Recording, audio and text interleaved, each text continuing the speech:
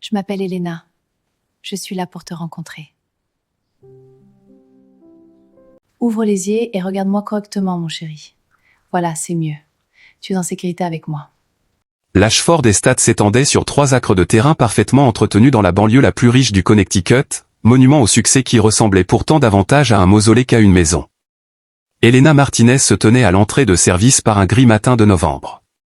Sa lettre d'entretien serrée dans des mains qui tremblaient légèrement malgré tous ses efforts pour paraître confiante. À 26 ans, Elena avait travaillé comme nounou et femme de ménage pour 5 familles différentes au cours des 3 dernières années depuis son arrivée. Elle avait immigré du Mexique. Chaque poste avait été temporaire. Chaque famille finissant par choisir quelqu'un avec un meilleur anglais, des diplômes plus formels ou simplement quelqu'un qui correspondait mieux à l'image qu'il se faisait de l'aide à domicile.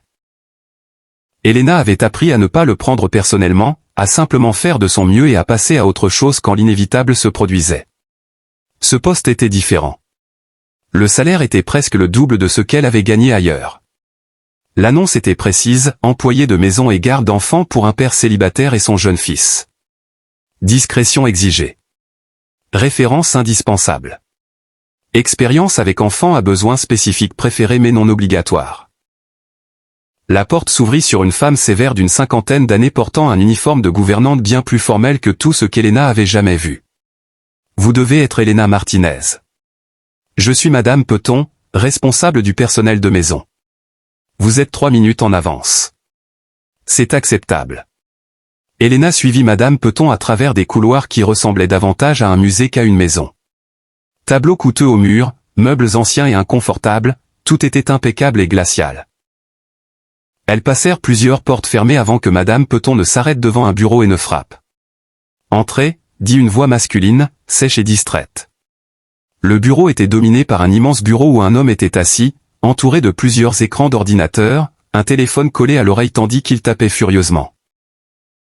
Il devait avoir une petite 30aine d'années, porter un costume coûteux malgré le télétravail, ses cheveux sombres parfaitement coiffés, tout en lui évoquant richesse, pouvoir et égocentrisme complet. C'était Alexander Ashford, héritier de la fortune pharmaceutique Ashford, PDG d'Ashford Industries à 35 ans et, d'après les pages mondaines qu'Elena avait nerveusement consultées sur Google, l'un des célibataires les plus convoités du Connecticut, malgré son veuvage et la présence d'un jeune enfant. Il lui fit signe de s'asseoir sans interrompre sa conversation téléphonique ni la regarder directement. Elena s'assit du bout des fesses sur un fauteuil en cuir inconfortable pendant qu'Alexander continuait son appel, quelque chose à propos de résultats trimestriels, de projections de marché et d'OPA hostiles. Sa voix portait cette autorité naturelle de celui qui n'a jamais été contredit, jamais entendu, non. Quand il raccrocha enfin, il jeta un œil au dossier sur son bureau, probablement la candidature et les références d'Elena, puis la regarda vraiment pour la première fois. Elena Martinez, vous avez travaillé pour les Henderson, les Blackwell, les Sutton, les Peterson et les Morgan. Aucun de ces postes n'a duré plus d'1 an. Son ton insinuait que c'était une faute de sa part. Les familles avaient différentes raisons de mettre fin à mon emploi, répondit Elena avec prudence, son anglais accentué mais clair. Les Henderson sont partis à l'étranger. Les enfants Blackwell sont entrés en internat. Les Sutton ont préféré une au pair. Les Peterson ont eu des difficultés financières. Les Morgan voulaient quelqu'un avec une certification plus formelle en petite enfance. Et vous, avez-vous une certification formelle? Non, monsieur, mais j'ai aidé à élever 3 cadets plus jeunes et j'ai pris soin d'enfants de la naissance à l'adolescence. Mes références attestent de mes compétences. Alexander émit un son neutre et revint au dossier. Le poste ici est particulier. Mon fils Thomas a 5 ans. Il est aveugle de naissance, une affection congénitale que plusieurs spécialistes ont confirmée irréversible. Il nécessite une surveillance constante, une assistance pour toutes les activités quotidiennes et de la patience face à ses capacités limitées. La façon dont il prononça « capacité limitée » fit se nouer l'estomac d'Elena, mais elle garda une expression neutre. Thomas a eu 7 personnes à son service ces 3 dernières années, poursuivit Alexander. Aucune n'a convenu. Soit le travail était trop exigeant, soit elle ne supportait pas son handicap, soit elle s'attachait trop émotionnellement et outrepassait leurs limites. J'ai besoin de quelqu'un capable de fournir des soins professionnels et compétents sans implication personnelle ni attentes irréalistes sur son état. Puis-je vous demander ce qui est arrivé à sa mère? demanda Elena doucement. Le visage d'Alexander se durcit. Ma femme est morte quand Thomas avait 18 mois. Un accident de voiture. Cette information n'a aucun rapport avec vos responsabilités professionnelles. Je comprends. Je pose la question parce que le deuil au celui de l'enfant et celui du père est pertinent pour les soins. Pour la première fois, Alexander la regarda vraiment avec une attention nouvelle. Vous êtes plutôt direct pour une candidate à un poste domestique. J'ai appris que travailler avec des enfants exige de l'honnêteté, monsieur, et que travailler avec des familles en souffrance exige de comprendre cette souffrance. Alexander l'observa longuement, puis dit « Le poste est rémunéré 75 000 $ par an, logement et repas fournis. Vous aurez vos dimanches de congé et 2 semaines de vacances par an. Votre responsabilité principale est Thomas, l'habiller, le laver, le nourrir, assurer sa sécurité et l'occuper. Madame Peton gère le reste du personnel. Je suis rarement à la maison et je préfère ne pas être dérangé quand je suis là. Thomas ne doit en aucun cas entrer dans mon bureau ou mon espace de travail. Avez-vous des questions ? Elena en avait une centaine, mais elle posa la plus importante. Puis-je rencontrer Thomas avant de décider si j'accepte le poste ? Alexander parut surpris. C'est inhabituel. La plupart des candidates veulent simplement connaître le salaire et les conditions de logement. La plupart des candidates n'ont pas pris soin d'enfants de 5 ans ayant subi une perte importante, répondit Elena. Je dois rencontrer Thomas pour savoir si je suis la bonne personne pour lui, pas seulement si le poste me convient. Quelque chose changea dans l'expression d'Alexander. Pas tout à fait du respect, mais une forme de reconnaissance qu'Elena était différente des précédentes. Très bien. Madame Peton, conduisez mademoiselle Martinez auprès de Thomas. J'ai un autre appel dans 5 minutes. Il reprenait déjà son téléphone avant même qu'elle ne sorte. Madame Peton guida Elena dans le grand escalier jusqu'au 2e étage, puis le long d'un autre couloir interminable avant de s'arrêter devant une porte ornée d'une petite pancarte en bois, « Chambre de Thomas ». Le garçon est assez difficile, murmura Madame Peton. Ne le prenez pas mal s'il reste muet ou hostile. Il est comme ça avec tout le monde. Monsieur Ashford pense que c'est sa nature. Elena frappa doucement puis entra sans attendre de réponse. Les enfants de l'âge de Thomas invitaient rarement les gens à entrer. La chambre était vaste, luxueusement meublée, remplie de jouets visiblement inutilisés et de livres purement décoratifs. Dans un coin, assis dans un rocking chair face à la fenêtre, se tenait un petit garçon aux cheveux sombres et aux traits délicats. Il portait des vêtements coûteux qui semblaient trop grands, comme s'il nageait dedans. Ses yeux, d'un bleu-gris saisissant, fixaient droit devant sans suivre ni focaliser, confirmant l'aveuglement mentionné par son père. Thomas, dit Elena doucement. Je m'appelle Elena. Je suis venu te rencontrer. Le garçon ne réagit pas. Ne tourna pas la tête, ne montra aucun signe de reconnaissance. Madame Peton chuchota, je vous avais prévenu, il est toujours comme ça. Mais Elena remarqua quelque chose que Madame Peton n'avait visiblement pas vu, les mains de Thomas étaient crispées sur les accoudoirs du rocking chair, son petit corps raidi par la tension plutôt que par l'indifférence. Ce n'était pas un enfant incapable de répondre. C'était un enfant qui avait appris à ne pas répondre. Elena traversa lentement la pièce, ses pas délibérés pour que Thomas puisse suivre son approche au son. Elle s'agenouilla près du fauteuil, assez près pour qu'il sente sa présence, mais pas trop pour ne pas l'effrayer. Thomas, je vais me décrire pour que tu saches qui je suis, dit-elle doucement. J'ai 26 ans. J'ai les cheveux bruns foncés attachés en queue de cheval. Je porte un cardigan vert sur une robe bleue avec un col blanc. Je suis plus petite que Madame Peton. Elle est grande et je suis de taille moyenne. J'ai les mains chaudes et je sens la lotion à la vanille que j'utilise. Peux-tu me dire quelque chose sur toi ? Toujours rien. Mais Elena vit les doigts de Thomas se détendre légèrement sur les accoudoirs. Je vais te dire quelque chose de vrai sur moi, continua Elena, la voix douce. J'ai peur en ce moment. Je passe un entretien pour m'occuper de toi et je m'inquiète de ne pas être assez bien, pas assez intelligente, pas assez patiente, mais j'aimerais vraiment essayer si tu me laisses une chance. La tête de Thomas pivota légèrement, pas exactement vers elle, mais dans sa direction générale.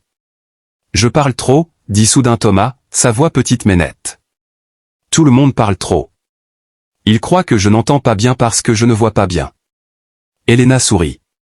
Tu as tout à fait raison. Je parle trop. Tu préfères que je me taise ?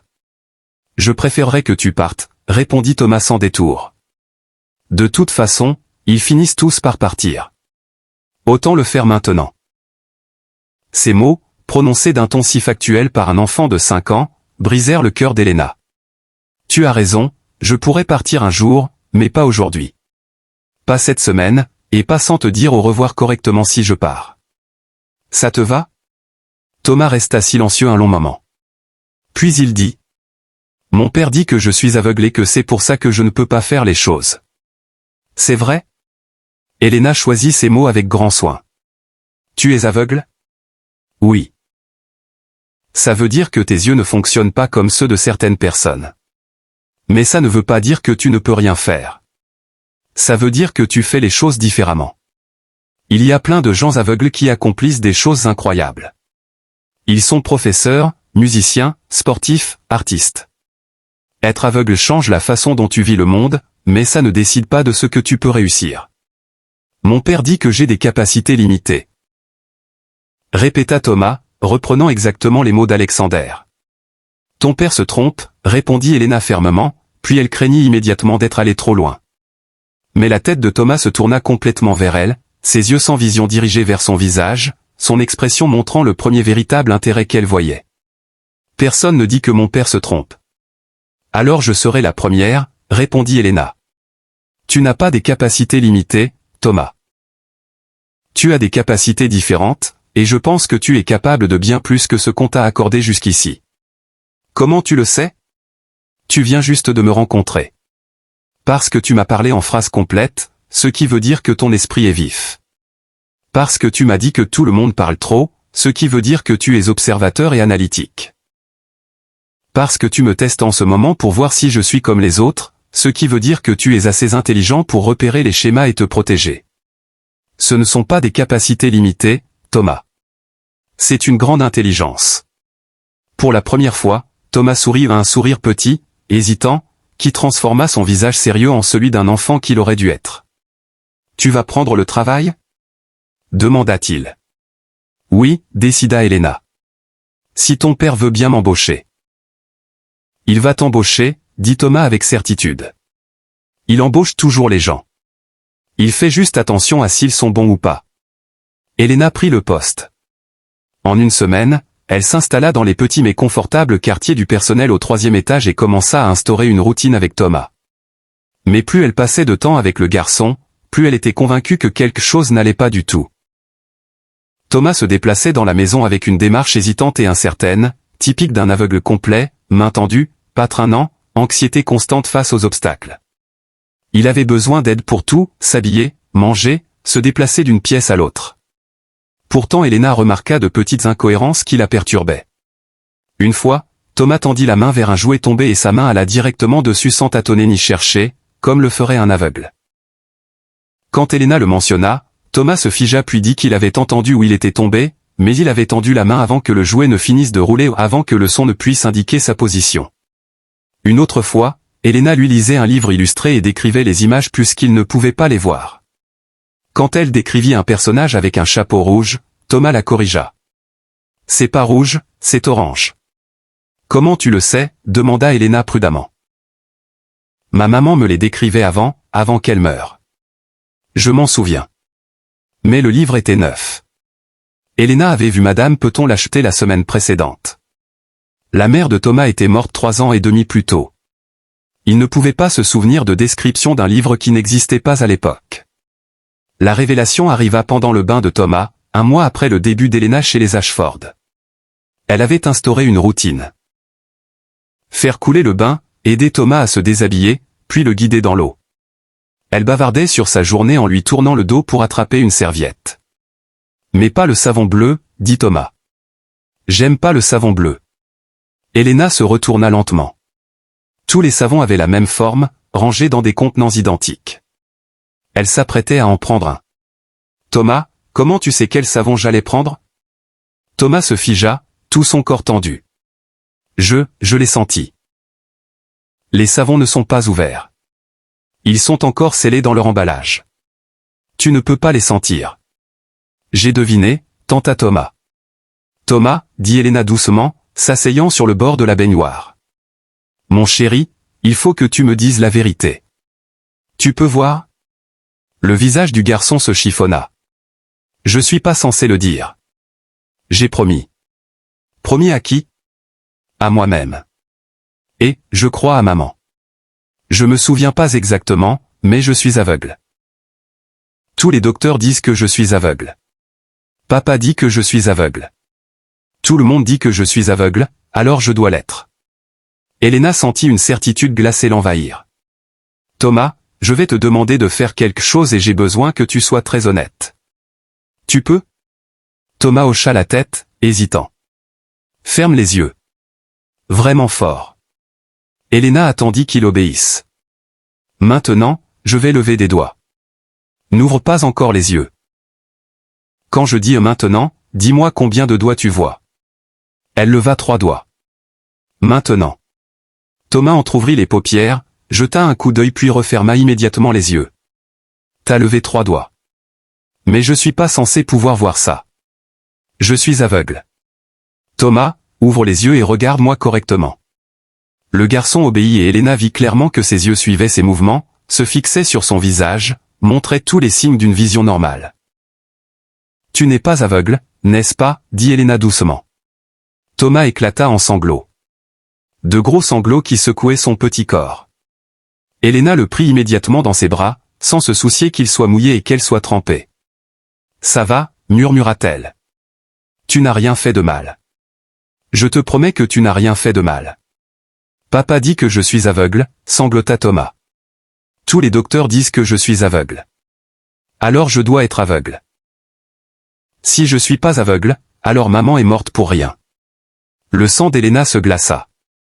Qu'est-ce que tu veux dire, mon cœur? Entre deux hoquets, l'histoire sortit par fragments qu'Elena dut assembler. Thomas était né avec une grave affection oculaire congénitale que les médecins avaient d'abord annoncée comme menant à une cécité complète avant ses 2 ans.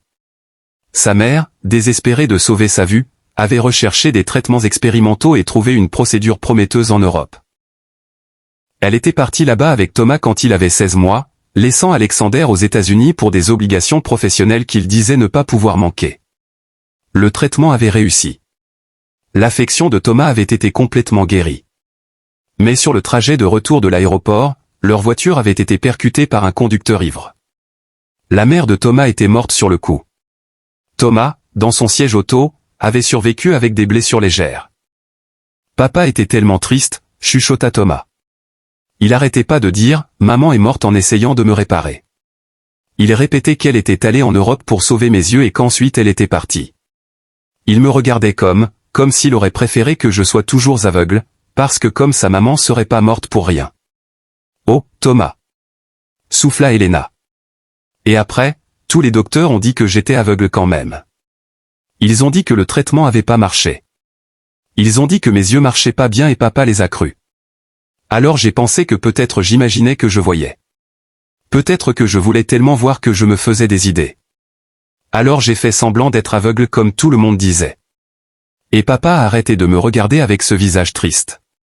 Il a arrêté d'être en colère que maman soit morte pour rien. Alors j'ai continué à faire semblant. Elena sentit des larmes couler sur ses propres joues. Cet enfant brillant et perspicace, avait passé 3 ans et demi à prétendre être aveugle pour épargner les sentiments de son père, pour donner un sens à la mort de sa mère, pour gérer un deuil et un traumatisme qu'aucun enfant de 5 ans ne devrait porter. Thomas, écoute-moi très attentivement, dit Elena en s'écartant pour le regarder dans les yeux. Tu peux voir. Le traitement de ta maman a marché. Les docteurs qui ont dit que tu étais aveugle se sont trompés. Et ton père les a crus parce qu'on le lui a dit des professionnels de santé en qui il avait confiance, et parce que ça correspondait à ce qu'il attendait après la mort de ta mère. Mais tu n'es pas aveugle, mon cœur. Tu ne l'as jamais été. Mais maman alors, demanda Thomas, le visage strié de larmes. Si je suis pas aveugle, alors elle est morte et ça servait à rien. Le traitement a marché mais elle est morte quand même. Ta mère est morte dans un accident, dit Elena fermement. Un accident terrible et injuste qui n'avait rien à voir avec toi, ni avec ton traitement, ni avec le fait que tu puisses voir ou non. Elle est morte parce qu'un conducteur ivre a percuté sa voiture. C'est tout. Sa mort n'est pas ta faute. Et elle n'est ni plus ni moins significative selon que tu puisses voir ou non. Thomas la regarda avec ses yeux bleu-gris saisissants. Des yeux qui fonctionnaient parfaitement, des yeux qui voyaient depuis toujours alors que tout le monde insistait qu'ils ne voyaient pas. Alors je suis pas obligé d'être aveugle? Tu n'as jamais été obligé d'être aveugle, répondit Elena doucement. Mais tu pensais devoir l'être pour protéger ton père et honorer ta mère. C'était très courageux et très gentil. Mais Thomas, tu ne devrais pas porter ce fardeau. Tu as 5 ans. Tu devrais apprendre, jouer, grandir, pas faire semblant d'être handicapé pour rassurer les adultes. Qu'est-ce qu'on fait maintenant? Demanda Thomas, la question sonnant de façon déchirante comme celle d'un adulte. Maintenant, dit Elena, on dit la vérité à ton père. Ce soir-là, après avoir donné son bain à Thomas, l'avoir habillé et couché, Elena frappa à la porte du bureau d'Alexander Ashford. Pas de réponse. Elle vit par l'entrebâillement qu'il était en visio, entouré de ses écrans, complètement absorbé par son travail. Elle frappa plus fort. Pas maintenant, lança Alexander sans lever les yeux. Monsieur Ashford, il faut que je vous parle de Thomas. C'est urgent. Quoi que ce soit, ça peut attendre demain matin.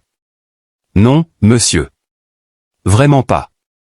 Quelque chose dans le ton d'Elena finit par percer. Alexander coupa brusquement sa réunion et leva les yeux, visiblement agacé. Ça a intérêt à être vraiment urgent.